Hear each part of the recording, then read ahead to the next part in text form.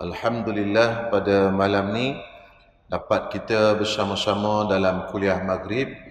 Mudah-mudahan diberkati dan dirahmati oleh Allah Subhanahu wa taala. Malam ni insya-Allah kita akan sambung berkenaan dengan masalah yang berkaitan, kita akan sambung kitab kita ni, kitab Safinatun Najah. Dan malam ni kita masuk kepada fasal yang ke-54. Fasal yang ke-54 ini menceritakan tentang masalah minta tolong, al-isti'anah. Dalam ibadat ada waktu-waktu kita diharuskan untuk minta tolong. Ada waktu-waktu kita minta tolong orang ni khilaful aula. Khilaful aula ni dengan bahasa mudah makruh kecil. Makruh kecil. Makruh tu makruh lah. Bawah sikit pada makruh dipanggil khilaful aula. Ada kadang-kadang kita tolong orang ni kerana makruh, kita minta tolong ni makruh dalam ibadat. Ada kadang-kadang kita minta tolong ni wajib. Okey, itu yang kita nak bincang pada malam ni, yang di bawah fasal yang ke-54 ini. Baik, kata pengarang rahimahullahu taala wa nafa'ana bi ulumihi wa bi barakatihi fid dharain amin. Al-isti'anatu arba'u khisalin mubahatun wa khilaful aula wa makruhatun wa wajibatun. Fal mubahatu hiya taqribul ma'i wa khilaful aula hiya sabbul ma'i ala nahwil mutawaddi'i wal makruhatu hiya liman yaghsilu a'dha'ahu wal wajibatu hiya lil maridi indal ajzi. Hukum minta tolong itu ada 4 perkara. Yang pertama harus, yang kedua khilaful aula, yang ketiga makruh, yang keempat wajib. Maka yang harus itu iaitu minta tolong didekatkan air. Dan yang khilaful aula itu menuangkan air atas umpama orang yang mengambil wuduk. Dan yang makruh itu iaitu meminta tolong bagi orang yang hendak membasuh sekalian anggotanya. Dan yang wajib itu iaitu meminta tolong bagi orang yang sakit pada ketika lemah. Jadi tuan-tuan semua, dalam masalah ini, di sini pengarang sebut 4 hukum minta tolong. Pertama, hukum dia harus. Yang kedua, khilaful aula.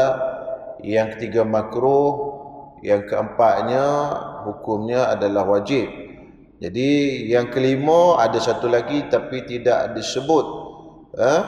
Tidak disebut oleh pengarang di sini, iaitu mandubah, itu sunat. Sunat kita minta tolong. Minta tolong, bukan kita tolong orang, kita minta tolong, itu sunat. Okey, jadi saya sebut yang sunat dulu pasal tak ada di sini.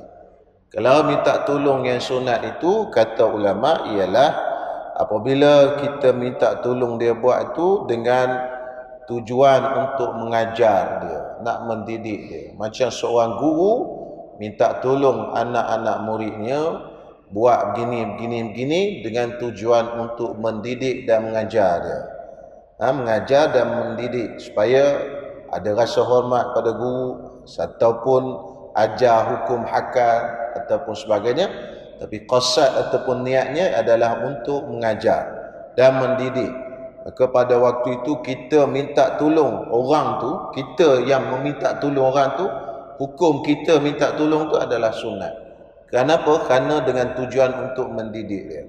Anak-anak kita pun gitu kan, kita minta tolong suruh ambil benda tu, suruh hantar benda ni, dengan tujuan kita nak mengajar dia dan mendidik dia. Cara nak begini kan. Dan tujuan dia juga untuk supaya dia ni kenal dan erti, tahu cara nak berkhidmat dan menghormati kedua orang tua. Bila disuruh, buat. Bila dilarang, tinggal. Jadi minta tolong pada waktu itu adalah hukumnya sunat. Kita minta tolong. Baik, kita mulakan dengan yang pertama. Hukum minta tolong yang pertama iaitu hukumnya dinamakan sebagai harus.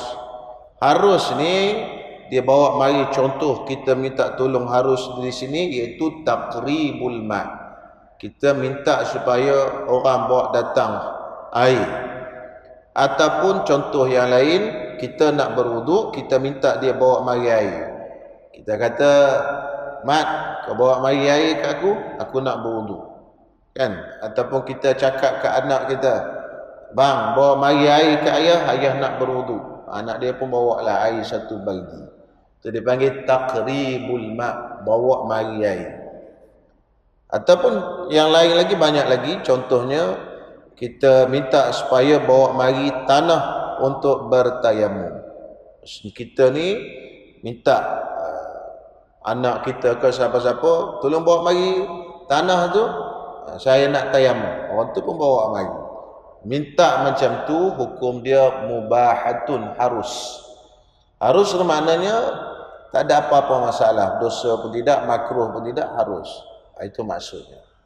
Kerana perkara ini banyak berlaku kepada para sahabat radhiyallahu taala anhum ajma'in.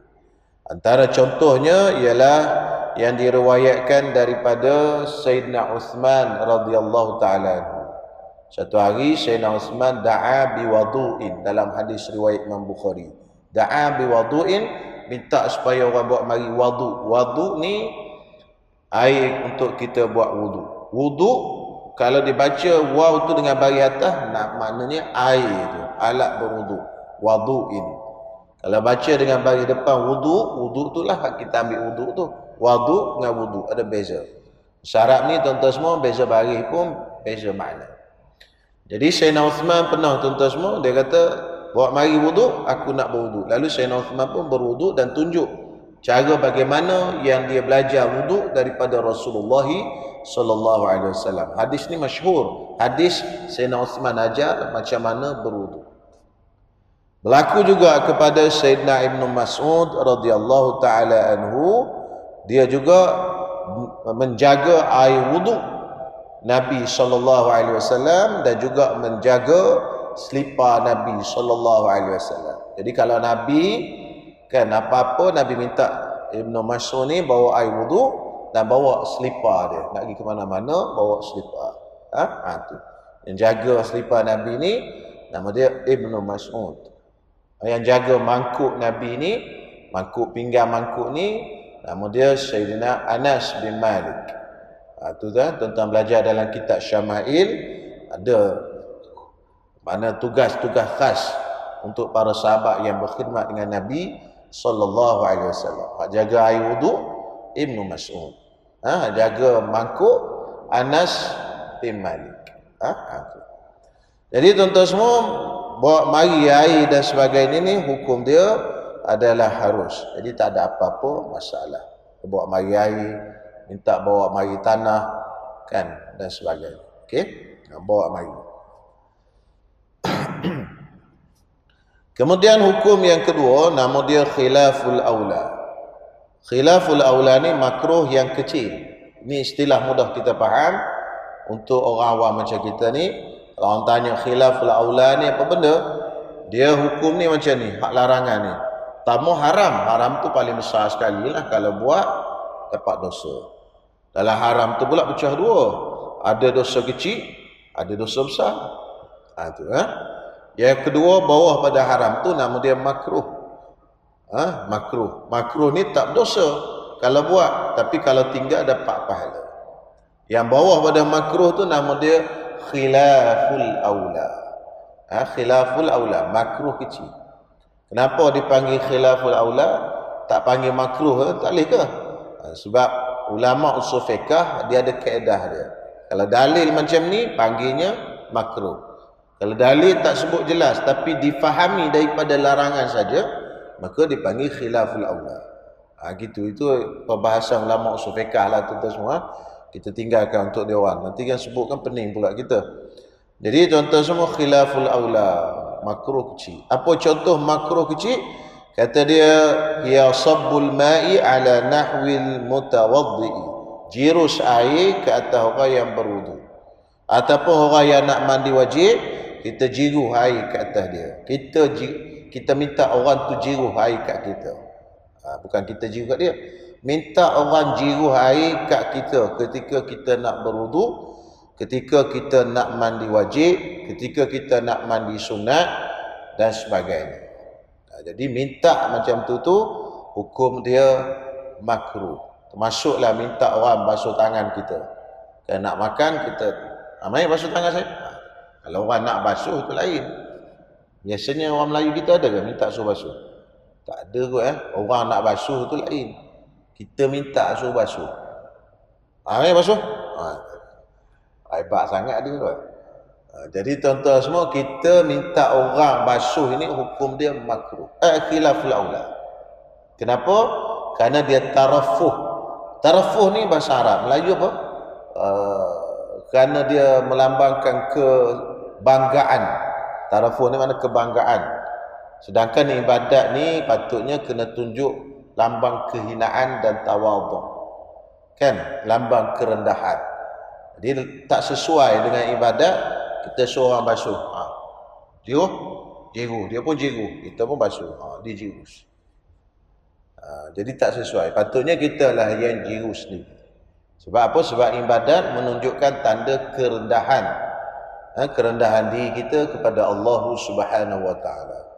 Maka bila suruh orang jiru ni dah rasa macam, tuan-tuan semua kembang lain macam. Kadang-kadang pula ada pula orang tengok. Kita pun rasa seronok. Tengok aku ni. Tak syekh kan? Orang jiru. Dia datang rasa lain macam tuan-tuan semua. Masuk angin tu. Kembang je. Terbang naik ke langit 7. Jadi khilaful aula.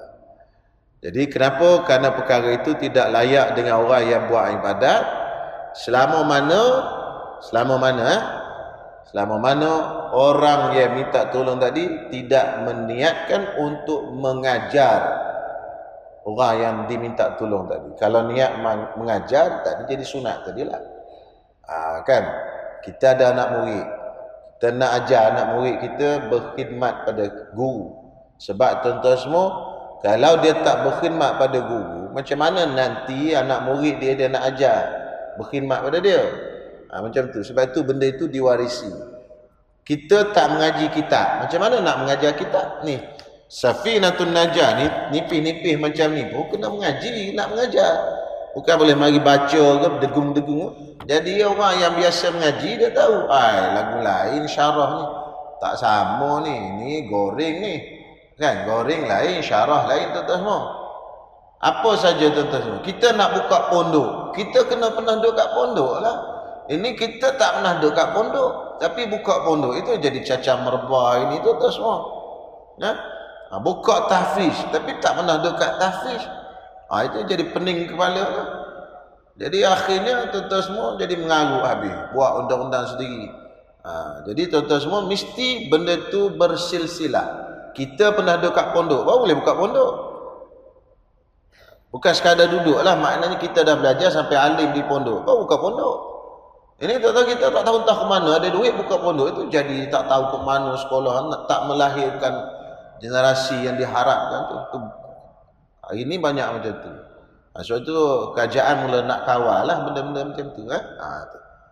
Jadi tuan-tuan semua, anak murid nak kena ajar supaya dia tahu. Lepas tu anak murid, dia pula nanti bila dia ada anak murid, dia nak ajar pula benda tu. Lepas tu dia panggil ilmu agama ni bersilsilah, bersambung-sambung. Kita pernah dilatih, barulah kita boleh melatih orang. Kalau wali sekalipun, tuan-tuan semua tak boleh mengajar kalau tak mengaji. Ada satu orang jadi wali, contoh dia wali, kan? Dia tepuk ke lantai terbang, dia hebat wali. Allah Ta'ala bagi karamah kat dia. Tapi dia boleh tak mengajar kitab di masjid? Kalau dia tak mengaji, dia tak boleh mengajar. Wali satu bab, kata semua. Mengajar satu bab. Ramai orang pandai main badminton, tapi dia nak mengajar main badminton, tak erti dia. Cuma dia pandai, kata. Saya pandai khat, tuan-tuan semua. Tapi kepandaian saya ni, saya tak pernah belajar. Saya boleh tulis khat. Khat nasah, rika'ah, sulu boleh, tuan-tuan. Tapi saya tak pernah belajar. Anak-anak saya tak boleh nak ajar khat. Sebab saya pandai tu pandai tengok-tengok tiru je. Saya tak pernah masuk sekolah khat. Tak pernah belajar khat. tak pernah masuk sekolah khat. Cuma saya tengok orang, saya boleh tulis. Itu.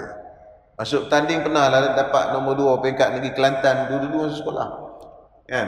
Tapi maknanya bila kita tak belajar, kita tak boleh nak turunkan ilmu. Dia mengajar lain tuan-tuan semua. Kadang-kadang kita tak pandai pun tulis khat, tapi ada teknik mengajar. Budak tu dia pandai. Tak semestinya mengajar itu mesti kita pandai. Mengajar lagu lain. Jadi orang tu tanya, kenapa anak-anak tak pandai? Tak tahu. Nak ajar pegang pen tak kerti. Saya pun pandai secara otomatik je. Mungkin kerana keturunan tu.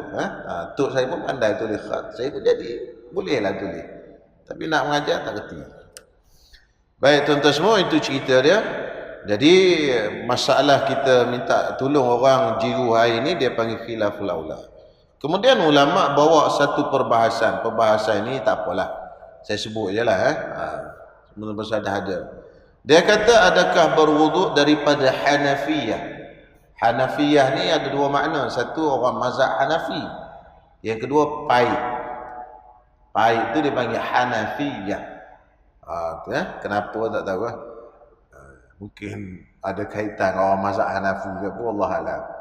Hanafiyah berwuduk daripada pahit, adakah khilaful aula ataupun tidak? Kita nampak tak? Pahit ni bila kita buka, dia keluar air dah. Kita pun gitu. Seolah-olah ada orang jirus. Tu dia, nampak? Seolah-olah ada orang jirus. Kalau kita ambil gayung, kita jiru kat muka kita, itu tak ada khilaful aula. Tapi bila kita buka pahit, dia pun keluar air. Kita pun gini je. Ada orang jirus. Siapa yang jirus tu? Tu Hanafiyah tadilah, kepala pahit tadi. Adakah berwuduk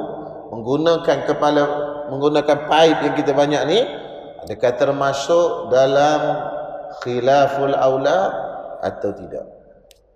Maka kata ulama, kalau mengikut apa yang disebutkan oleh ulama, kenapa orang yang jirus itu minta orang jirus itu jadi khilaful aula? Kerana dah nampak tarafuh, nampak macam dah tak ada kerendahan dan sebagainya.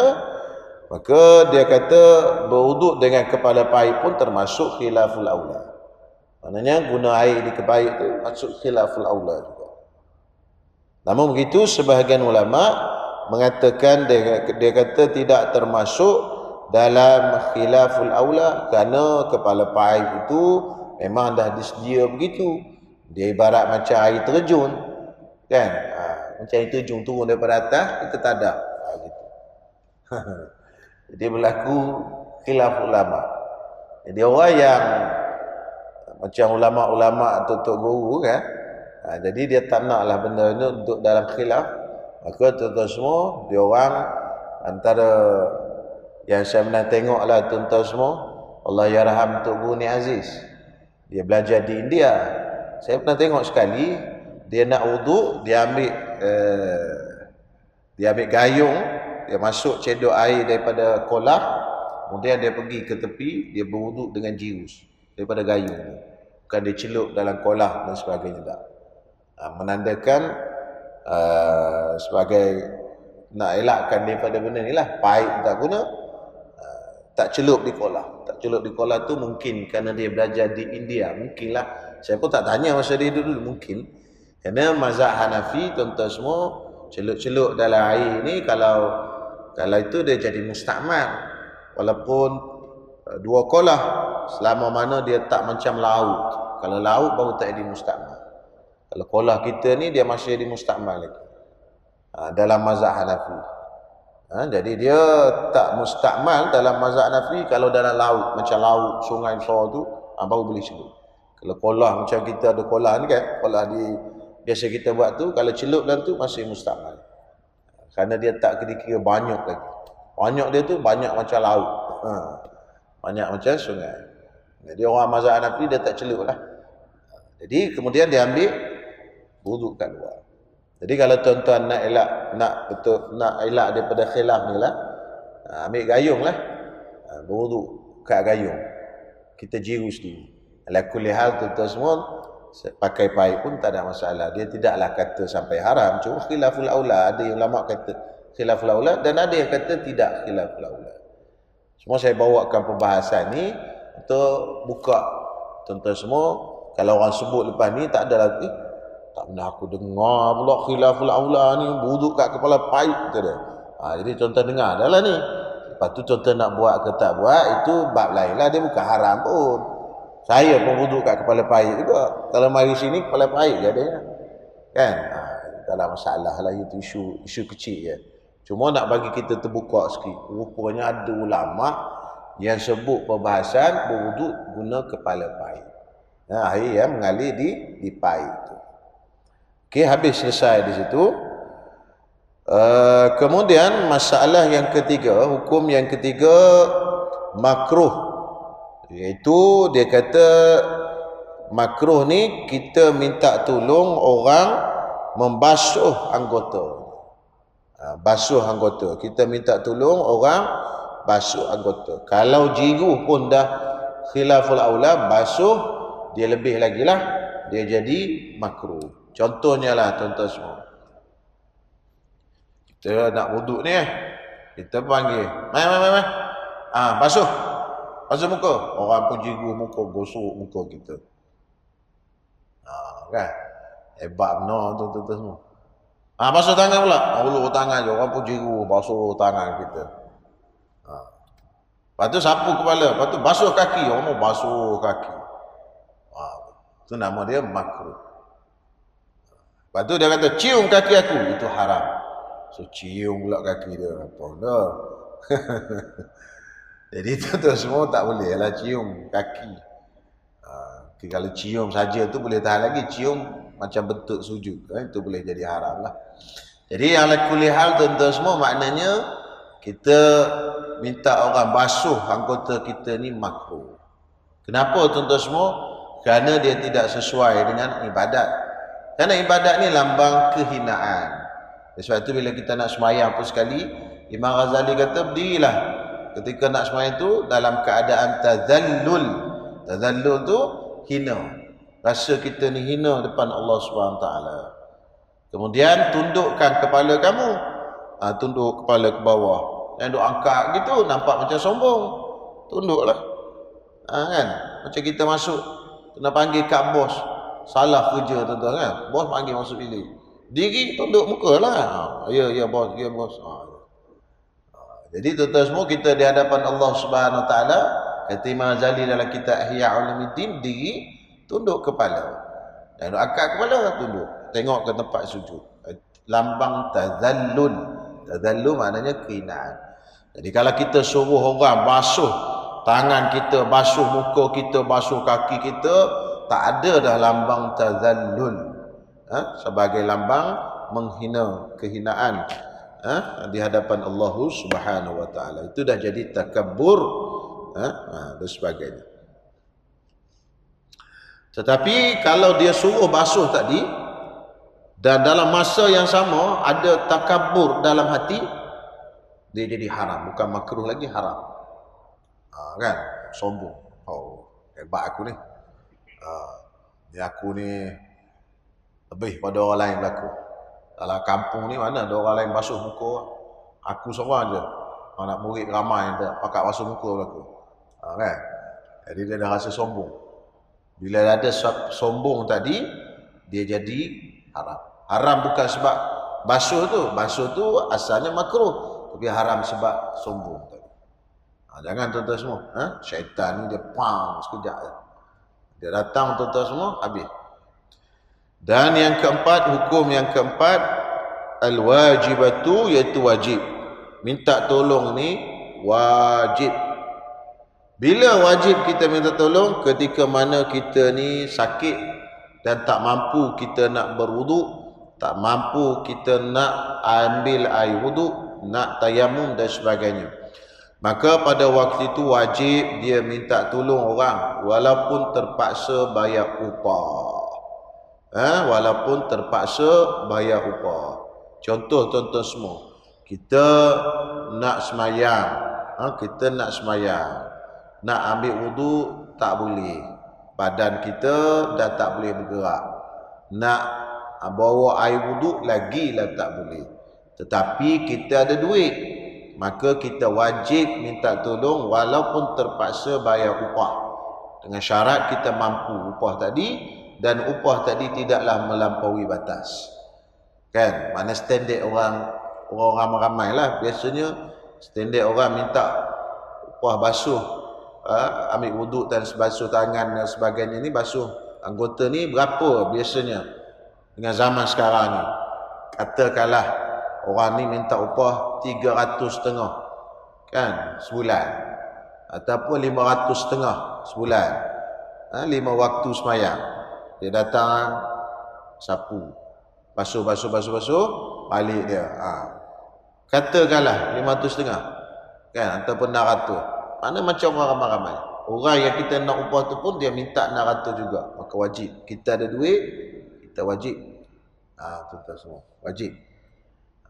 Jadi kalau tak ada duit itu bab lain, ni ada duit, wajib diupah. Melainkan upah tadi dia letak lebih daripada harga standard. Patutnya 600, dia kata 1,000. 1,000 mana boleh? Dia kata 1,000, saya nak 1,000. Orang lain tak ada, dia seorang aja, tapi dia nak harga lebih pada harga standard. Dia panggil ujratu misil dalam istilah fiqh. Upah standard ramai-ramai. Maka tak wajib, kita tak wajib membazirkan duit. Maka pada waktu itu boleh semayang dalam keadaan begitu sajalah. Tak ada wuduk, tak ada tayamum pun tak sah semayang, dan tak dikira berdosa. Jadi kiahlah semualah tuan-tuan semua. Contoh yang lain lah dia disebut ni, saya baca dalam kitab Arab ni. Dia kata seumpama itu jugalah orang yang tidak boleh berdiri semayang. Dia berdiri semayang tak boleh. Ni macam kita nak semayang tak boleh berdiri, kan? Tapi kalau ada orang papah kita boleh. Wajib kita minta tolong orang papah kita. Mana duduk sebelah dia, dia tukar tu boleh. Allahu Akbar, Bismillahirrahmanirrahim, Alhamdulillah. Sebab berdiri ni kan rukun semayang pada semayang fardu. Tuan-tuan semua. Lepas tu dia kata di sini, dia kata wa misluhu, dan seumpamanya dalam kitab Arab ni saya baca, man lam yaqdir 'ala al-qiyam, orang yang tak mampu berdiri waktu semayang fardu. Semayang sunat tak apa tuan-tuan semua, tak wajib berdiri. 'Ala al-qiyami fi salati, nak berdiri dalam semayang fardu tak boleh. Illa bimu'inin, melainkan dengan ada pembantu. Maka wajiblah dia minta tolong. Wajib minta tolong. Boleh? Kau pertama kali dengar. Jadi wajib dia minta tolong. Baik, orang yang nak tolong tu tak nak buat percuma, dia nak minta bayaran. Wajib kita bayar dia. Sebab ibadat. Wajib kita bayar dia walaupun dengan upah, tapi upah tu tadi upah yang standard. Kita duduk kat rumah, nak berdiri tak boleh. Tapi kalau ada orang duduk sebelah, kita boleh papah dia, berpapah kat dia, okey boleh berdiri. Maka kena berdiri. Sebab apa? Sebab semayang ni berdiri itu rukun. Rukun tak boleh kita buang saja-saja. Selagi boleh buat, walaupun dengan bantuan orang sekalipun, kita kena minta bantuan. Ataupun kita, ini cerita je ni, kan, kalau boleh papah dengan orang, mungkin ada tiang boleh kita bergantung, kan, dan sebagainya. Jadi kiahlah, kok mana hak lain pun, ibadat yang lain, kita mesti minta bantuan. Dan kalau terpaksa bayar upah sekalipun, kita kenalah upah. Kenapa? Kerana benda itu wajib bila kita tak mampu. Haji pun sama, haji. Kita tak boleh pergi buat haji terbaring atas katil. Duit ada. Tuan-tuan kan? Ada duit. Duit ada 4 juta dalam bank. Tapi nak pergi haji tak boleh. Sebab tak larat. Wajib tak kita minta tolong orang? Wajib lah. Siapa minta tolong tu? Orang yang pergi buat haji untuk kita. Orang Melayu, orang kita sekarang ni panggil haji badal. Badal ni ada dua. Badal untuk orang yang dah mati, badal untuk orang masih hidup. Tapi dia ni tak larat, makdub dia panggil, dia sakit terbari, wajib kita upah. Kalau dah mati pun upah lain, itu badal juga. Badal bagi orang yang hidup, dia duit ada, akal pun sihat, duduk dalam bank. Dia kata, bang pergi ambil lah duit ayah tu, dalam bank tu bawa keluar. Sekarang tak payah pergi bank, pakai telefon kat tangan cek kan. Transfer kat syarikat haji mana-mana, buat badal haji untuk dia duit ada tapi tak boleh pergi. Jadi wajib ke dia minta tolong? Wajib lah. Pasal apa dia wajib minta tolong? Pasal dia tak mampu. Itu kias lah, banyak lagi kes-kes yang lain. Ini contoh. Jadi minta tolong ni isti'anah dalam bahasa Arab pecah pada 4 hukum. Yang pertama, hukum dia harus. Yang kedua, khilaful aula. Yang ketiga, makruh. Dan yang keempat, wajib minta tolong. Okey, habis selesai masalah. Kemudian kita habis dah di situ bab ni, kita akan masuk pula bab zakat. Sikitlah dalam kitab Safinatun Najah ni sikit je zakat. Tapi insya-Allah lah saya cuba hurai sikit supaya dia jadi ada manfaat untuk kita lah. Kerana zakat ni penting juga. Fasal yang ke-55. Al-amwalu allati talzamu fiha az-zakatu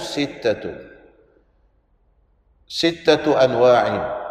An-ni'amu wan-naqdani wal-mu'asyarati wa amwalu tijarati wal-rikazu wal-ma'din. Fasal yang ke-55, harta yang wajib zakat padanya itu 6 macam. Harta yang wajib kita bayar zakat ada 6 ni saja. Selain daripada 6 ini, dalam mazhab kita Imam Asy-Syafi'i tidaklah wajib. Okey. Yang saya baca dulu sekaligus. Yang pertama, binatang ternakan. Yang kedua, emas dan perak. Yang ketiga, tumbuh-tumbuhan. Yang keempat, harta dagangan, yakni harta perniagaan. Yang kelima, harta tanaman orang purba. Tanaman purba ni maksudnya harta orang dulu-dulu. Orang Melayu panggil harta karun. Gali-gali dalam tanah, jumpa dengan emas. Emas tu dah dibuat mangkuk emas contohnya. Ataupun gayung emas. Ataupun periuk emas. Tak kisahlah apa. Tapi bukan zaman Islam. Zaman dulu kala. Zaman Karun ke. Zaman Namrus ke. Kalau zaman Islam tak boleh. Itu harta orang Islam. Kalau di mangkuk tu ditulis ayat kursi contohnya. Itu bukan rikas. Itu dia panggil luqatah, barang hilang. Kena cari waris dia. Siapa punya ni? Ni hantuah punya. Cari waris dia. Cari jumpa. Ada dekat UK Perdana waris hantuah. Kan? Tak. Kena itu tak boleh kita ambil kata semua tak. Tapi kalau kita gali jumpa mangkuk ada gambar korun situ. Kita pun tak kenal buat korun macam ni. Kan agak-agak lah kot muka korun situ. Jadi kita dapat ambil barang kemas tadi, kita jumpa dalam tanah kita punya. Dan fiqh lah. Dalam undang-undang tanah dan galian, kita punya ke kerajaan punya? Macam mana tuan-tuan? Ada orang tanah, ONG. Kerajaan punya kan? Kalau jumpa orang tanah, kerajaan punya kan? Kita kena serah kat dia kan? Dia bagi kat kita balik. Ke macam mana? Kalau jumpa minyak dalam tanah kita, macam mana? Siapa punya? Tak ada orang menjawab tanah tadi? Tak ada? Tak tahu? Kita tengok undang-undang tanah, galian dan mineral. Kalau ikutkan hukum, kita punya. Sebab dalam tanah kita. Jadi kita jumpa barang korun tu tadi, kita ambil dan kita kena keluarkan zakat. Zakat rikas. 1/5. Pecah 5, 1/5. Kita timbanglah berat emas tadi, katalah 5 kilo. 1 kilo kena buat keluar zakat. Itu nama dia rikas. Yang keenam nama dia ma'din. Ma'din tu galian. Kita lombor emas. Lombor emas, lombor perak. Orang melombor emas perak tu. Jadi bila dia dapat, dia kena bayar zakat. Zakat dia 2.5%, sama dengan zakat emas biasa. Jadi kita azan dulu sekejap, saya sambung lepas azan. Azan. Jadi yang pertama, tuan-tuan semua, saya urai sikit secara ringkas. Yang pertama, kita urai yang pertama adalah malam ni, iaitu zakat binatang ternakan. Binatang ternakan ni maksud dia unta, lembu, kerbau, kambing dan biri-biri. Ayam, itik, semua tu tak kena zakat. Melainkan kalau diniagakan. Kalau kita berniaga, kenalah zakat perniagaan. Tapi pada binatang tu sendiri, tak kena zakat. Jadi kalau tuan-tuan bela ayam ribu-ribu pun, nak makan je bela ribu-ribu. Kan? Jadi kuat makan ayam. Sehari 4 ekor kan.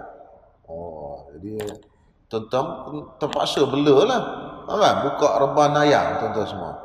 Penuh ayam dalam tu, ribu-ribu. Tak apa, tak kena zakat. Tapi kalau tuan-tuan nak niaga ayam, ayam tu kena zakat perniagaan. Barang niaga ni apa-apa pun kena zakat belaka. Kan? Tapi atas fizikal ayam, itik tadi tak kena.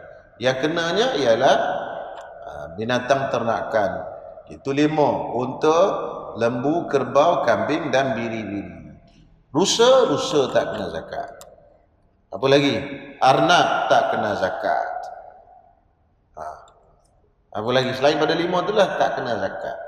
Itu zakat binatang ternakan. Lagi pula binatang tu tadi kita bela dia cukup setahun baru kena zakat. Kita beli pada bulan Ramadan tahun ni, 1 Ramadan sampai 1 Ramadan tahun depan dia ada lagi tak jual-jual, kenalah zakat. Kalau tak sampai setahun tak kena zakat. Tak sampai setahun tak kena zakat. Jadi zakat ni syarat dia haul, setahun. Haul ni makna kena cukup setahun dalam milik kita. Kemudian lagi pula binatang tadi kita bukan buat bekerja. Kalau kerbau buat menggala tak kena zakat juga.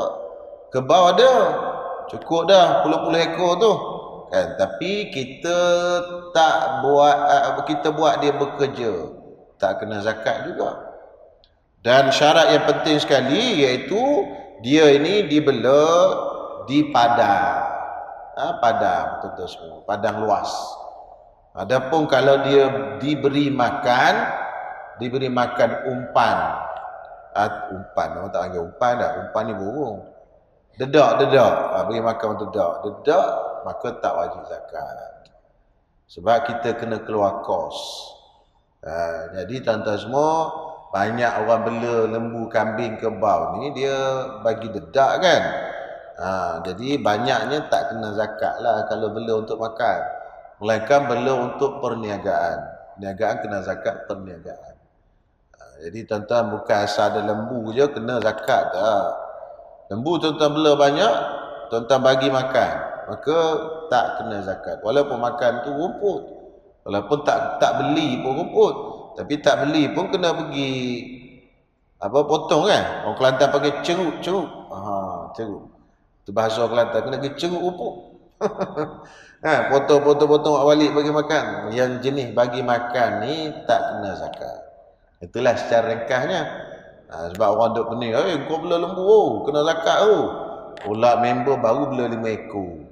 Lembu zakat dia 30 ekor, kambing 40 ekor, unta 5 ekor. Baru bela 5 ekor baru lembu, member semua bayar zakat dah.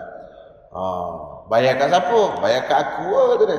Dia tak tahan tu, bayar kat dia pula. Seekor keluar. 5 ekor dah bagi kat dia seekor, dah tinggal 4 ekor. Kan? Jadi tak kena. Dia ada nisab dia. Nisab kambing 40 ekor minimal. Baru kena zakat. Kalau bela 20 ekor, tak kena zakat lagi. Kan? Lembu kerbau 30. Unta pasal dia besar 5 ekor. Jadi kalau ada 5 ekor baru kena zakat, baru ada 4 ekor tak kena zakat lagi.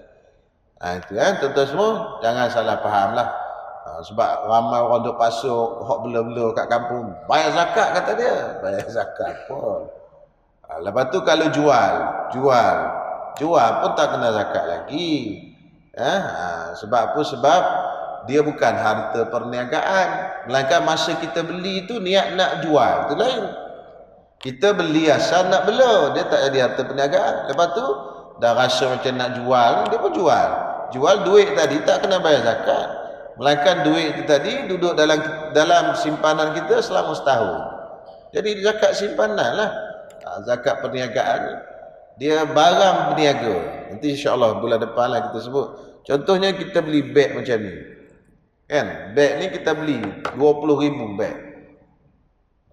Ya. Ataupun ratus-ratus ribu lah kita nak berniaga.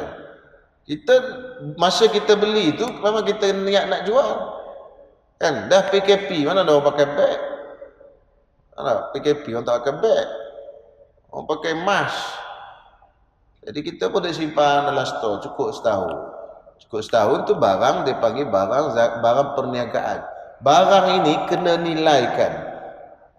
Sebab dia akan bertukar duit. Bila dia akan bertukar duit? Bila kita jual nanti. Jadi oleh kerana dia ni suatu hari nanti akan bertukar duit, maka dia seolah-olah duit. Maka kita kena nilaikan dia. Nilai 30,000 semua. 30,000 kena zakat. Sebab nisab sekarang kan 20 apa lembaga zakat? 23 ke 26 jadi nilai kan baru kena zakat. Benda ni duduk setahun dalam milik kita. Gitu. Itu masuk zakat perniagaan dalam mazhab Syafi'i. Okey, itu nanti bulan depan nanti. Jadi lembu kerbau tadi tak kena zakat kalau dibela macam tu, tak kena. Dia ada nisab dia. Nisab dia tadilah. Lepas ayam itik pula tak kena. Ini pantang, tiap-tiap petang kita minta zakat dengan orang. Main zakat ayam kau tu, kata, bagi kat aku. Siapa pula ayam banyak kena bayar zakat. Kau tak mengaji kitab ke tadi? Member pun dengar, oh ya juga. Bagilah. Dan tak wajib pun. Okay. InsyaAllah. Selesai masalah binatang ternakan. Kemudian emas dan perak. Emas perak tu bulan depan lah pula tuan-tuan semua. Sebab dia panjang. Emas dan perak. Emas ada yang kena zakat, ada yang tak kena zakat. Kalau yang tak kena zakat tu emas yang dipakai oleh perempuan, itu tak kena zakat. Tapi adalah ukuran dan nilai dan berat dia tu, tapi tak kena zakat kerana dia termasuk perhiasan. Tapi kalau emas jongkong itu kena zakat. InsyaAllah nanti bulan depan pula. Wallahu a'lam. Bismillahirrahmanirrahim. Alhamdulillahirabbil alamin wassalatu wassalamu ala asyrafil anbiya'i wal mursalin wa ala alihi washabbihi ajmain. Rabbana atina fid dunya hasanah wa fil akhirati hasanah wa qina adzaban nar. Wa sallallahu ala sayyidina Muhammad wa ala alihi washabbihi wasallam walhamdulillahirabbil alamin.